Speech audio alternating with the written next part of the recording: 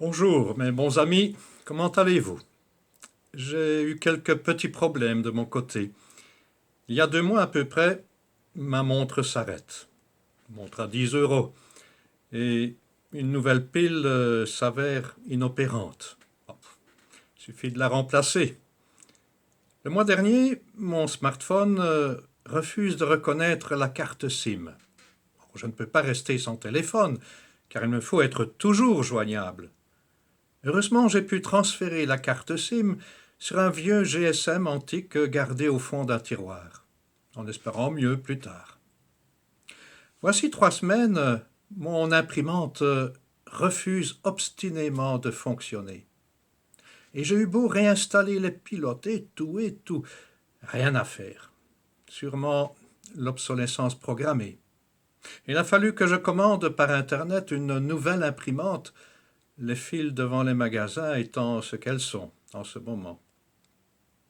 La semaine passée, descendant chercher un peu de soupe dans mon congélateur, je m'aperçois que ce dernier s'est arrêté, et donc tout son contenu est pratiquement perdu.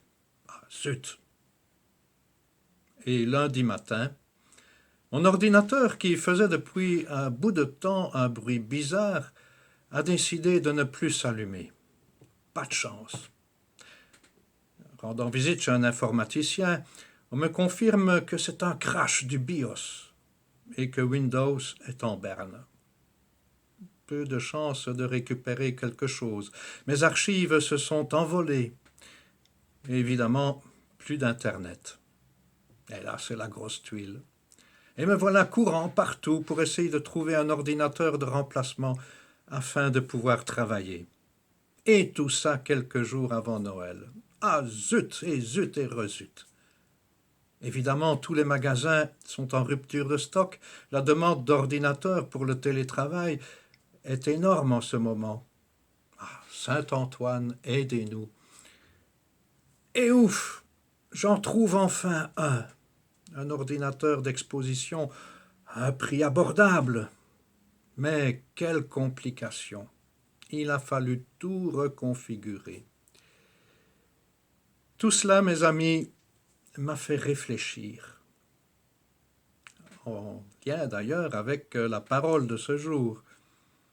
D'abord, je me rends compte de la dépendance que nous avons tous, plus ou moins, envers ces outils et ces gadgets rendus presque obligatoires par notre belle civilisation. Tablettes, smartphones, GPS, ordi, agenda connecté, que sais-je encore. Qu'un de ces appareils nous lâche et nous sommes stoppés net dans la course trépidante et infernale de la vie moderne. Démunis comme un astronaute sans moyen de communication dans l'espace. Sans nous en rendre compte, finalement, au cours des années, au fil du temps, nous avons accumulé ces outils, gadgets qui sont censés nous faciliter la vie. Oh, je ne suis pas né dans l'ère informatique, donc je sais que je ne mourrai pas si je suis privé de tous ces trucs. Mais pour un jeune, sans doute, ce type d'accident, comme je l'ai vécu, serait beaucoup plus grave et il risquerait d'entrer dans une grosse dépression. N'empêche, la place que prennent tous ces appareils empiète sur d'autres secteurs de la vie. Et l'usage qu'on en fait nous change, nous transforme, sans qu'on s'en rende compte. Homo informaticus. Et n'oublions pas que les GAFA, Google, Amazon, Facebook, Apple, ne sont là que pour nous manipuler en vendant nos informations personnelles et nous lier à leur service. Non pas que je sois partisan d'un retour à l'âge de pierre, mais je crois que pratiquer un certain détachement vis-à-vis de la technologie nous serait sans doute salutaire. En tout cas, être lucide et vigilant pour ne pas se laisser bouffer par elle, même si la liturgie des heures sur la tablette est beaucoup plus pratique que les vieux bréviaires d'autrefois. Parole de curé. Bon, mais quelle est le rapport de tout cela avec l'évangile d'aujourd'hui, l'Annonciation. Et la parole dans la première lecture, dans le deuxième livre de Samuel.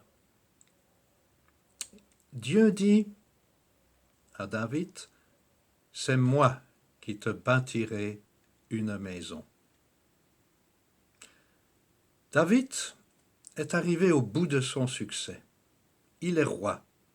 Il a, en plus de son armée, un palais avec des serviteurs par centaines, une femme Bethsabée et un fils Salomon. Victorieux sur tous les plans, il songe à construire un temple, une maison pour le Seigneur. Un peu comme les gens fortunés qui ajoutent une piscine ou une annexe à leur villa. Et Dieu répond par l'intermédiaire du prophète Nathan, avec certaine dérision. « Alors comme ça, c'est toi qui me bâtirais une maison, à moi, le Dieu des univers, pour que j'y sois enfermé? C'est moi, Dieu, qui t'ai pris au pâturage, derrière le troupeau, pour faire de toi ce que tu es, le chef de mon peuple. » Eh bien, mes amis, ça c'est caractéristique de nous, les hommes. Les femmes, je ne sais pas, peut-être. On construit sa vie, son existence, sur les projets qu'on a le plus souvent conçus soi-même. On s'est choisi des études, un métier, puis une carrière. Parfois ça marche, parfois c'est plus compliqué. Il y a des échecs, mais aussi en général des réussites. On apprend, on réajuste le tir, on avance. Et en chemin, on continue de bâtir sur d'autres plans, affectifs, familial, relationnel. On s'entoure d'amis, d'un conjoint, d'enfants. Et là, parfois aussi, on doit réajuster le tir quand les projets échouent. Mais à terme, chacun construit sa vie comme on bâtit une maison. Dans ces projets, Dieu n'a pas toujours énormément la parole. Non pas qu'il se taise, il cherche toujours à proposer des chemins, des voies pour ses enfants. Mais nos oreilles sont souvent fermées. On lui laisse peu de place. En fait, sa place est à l'église, bien enfermée dans le tabernacle. De temps en temps, on va lui rendre visite, prendre de ses nouvelles et surtout lui raconter ses succès ou ses déboires, comment on construit notre propre maison. Vous trouvez peut-être que j'exagère. Je ne pense pas. Pour preuve, le chiffre des vocations religieuses qui n'a jamais été aussi bas que maintenant. Cette tendance existait déjà depuis plusieurs années avant les scandales dans l'Église. Or, que je sache, Dieu appelle toujours. Pas seulement à la vie religieuse d'ailleurs, il existe beaucoup de sortes d'engagements ou de formes de vie chrétienne, mais le nombre de nouveaux prêtres ou de religieuses consacrées est un baromètre parlant. Avouons que très peu d'entre nous, ont envie de laisser Dieu construire la maison de notre vie, d'en être l'architecte et le maître d'œuvre. Pourtant, le résultat serait sans doute étonnant, car il en a plein, lui, Dieu, d'idées sur ce que pourrait être notre vie, notre maison. Mais sa conception d'une vie réussie n'est sans doute pas tout à fait la même que celle que nous faisons. Et même quand on a répondu une fois à son appel et qu'on a décidé de laisser le Seigneur construire notre maison selon l'Évangile, on n'est pas encore sûr de laisser son projet prendre le pas sur les nôtres, les siens à soi. Tant la croyance est profondément enracinée dans l'humain, de savoir choisir soi-même ce qui est le meilleur et d'imaginer qu'on peut y arriver tout seul. En pastoral, Combien de prêtres comme moi ou de responsables paroissiaux ou diocésains, sympathiques, généreux, dévoués jusqu'à l'extrême, s'engagent dans des projets qui restent encore humains, trop humains, et y enferment leurs ouailles, leurs brebis. Résultat, une église où Dieu n'est plus. François d'Assise, lui, avait renoncé à tous ses projets de succès, de prestige, pour s'atteler à la construction d'une humble chapelle, alors que tout le monde se moquait de lui. Pourtant, en suivant les chemins de Dieu, l'humble Poverello a rebâti l'église de son époque qui tombait en ruine. Pour réaliser nos projets, nos propres projets, mais aussi la maison de Dieu, nous nous appuyons sans doute trop sur nos moyens personnels, nos talents, et sur la technologie, les moyens matériels, plutôt que de nous appuyer avant tout sur la grâce de Dieu. Et c'est là, mes amis, qu'une cure de détachement, comme celle que je viens de subir malgré moi, nous fait du bien. Détachement de nos moyens propres pour sauter dans la confiance. Oui, mes amis, c'est la foi.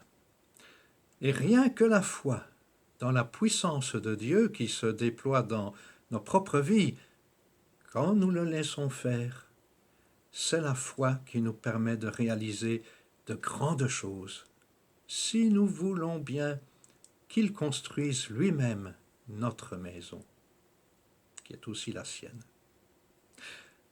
La confiance est donc le maître mot de la liturgie de ce dimanche, le 4e de l'Avent. Nos projets trop humains sont des châteaux de cartes. Tout peut s'effondrer en un rien de temps. Même la pandémie du coronavirus nous le rappelle, hélas. Si le Seigneur ne bâtit la maison, les bâtisseurs travaillent en vain, dit le psaume 126.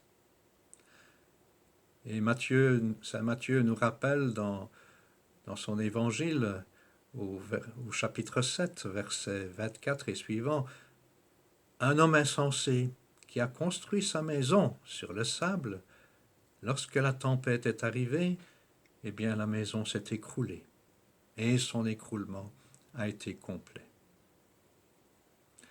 Le roc, le rocher sur lequel bâtir la maison, c'est le Christ et c'est sa parole. Et la foi, c'est l'abandon à la volonté de Dieu pour avancer dans le noir avec pour seule lumière la parole reçue. Celle qui a parfaitement vécu cela, eh bien c'est Marie. Nous méditons aujourd'hui, frères et sœurs, le récit de l'Annonciation. Si Marie a laissé Dieu bouleverser son existence de fond en comble pour le laisser construire en elle, pour faire d'elle la maison de Dieu, eh bien c'est parce que dans son cœur, dans son âme, Marie n'était que oui au Seigneur. À tout ce que Dieu lui demanderait, elle avait déjà consenti dans la foi, digne fille d'Abraham. Le oui à Joseph, qui l'a demandé en mariage, s'inscrivait déjà dans ce oui total d'offrande de sa personne. Et ce oui, elle a dû le redire maintes et maintes fois, de la crèche à la croix, quand Jésus, enfant, au temple, lui a dit qu'il devait être chez son Père.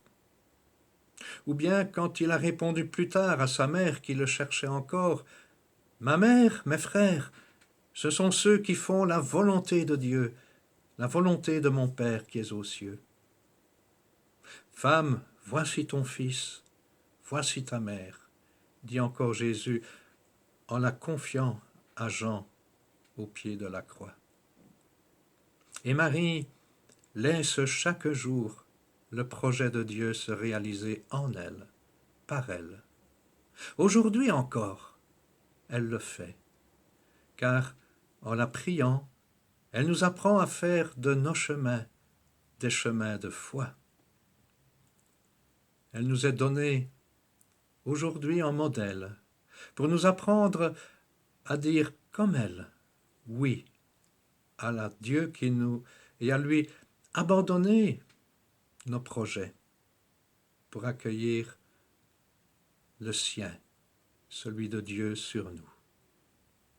Ainsi, Jésus peut-il vivre et agir en nous comme en une humanité de surcroît, disait la petite Thérèse de Lisieux. Frères et sœurs, Jésus vient à nous cette année à Noël, moins par nos églises, maisons de pierre, qui sont hélas souvent fermées, sans culte ni sacrement à cause du confinement, mais il vient davantage par et dans les cœurs qui disent oui à sa parole, qui renoncent à leur volonté propre et qui acceptent de laisser le Seigneur construire lui-même sa maison en eux. Marie, toi qui as dit oui, apprends-nous comme toi à vivre de l'Esprit. Réjouis-toi, Marie, comblée de grâce. Le Seigneur est avec toi. Tu es bénie entre toutes les femmes, et Jésus, le fruit de ton sein, ton enfant, est béni. Sainte Marie, Mère de Dieu, prie pour nous, pauvres pécheurs, maintenant et à l'heure de notre mort. Amen. Et déjà, frères et sœurs, joyeux Noël.